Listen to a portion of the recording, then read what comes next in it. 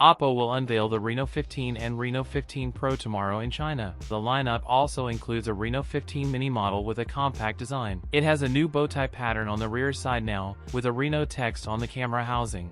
The Oppo Reno 15 will come in Starlight Bow, Aurora Blue, and Chenille Brown. Devices feature a metal middle frame and an IP68/69 rated body. The handset is powered by MediaTek's Dimensity 8450 SoC, paired with 16 GB of RAM. It will run Android 16 with ColorOS 16 from the day it launches. On the photography front, the Reno 15 lineup is said to feature a major camera upgrade, and it will be equipped with a flagship-grade camera sensor. The Reno 15 series will feature a 200-megapixel primary camera using a large sensor, include a 200-megapixel Samsung HP5 main camera, a 50-megapixel ultra-wide lens, and a 50-megapixel periscope telephoto camera, and larger batteries with wireless charging support. That's it for today's video. If you enjoyed it, don't forget to like, comment, and subscribe for more content. Thanks for watching, and I'll see you in the next one.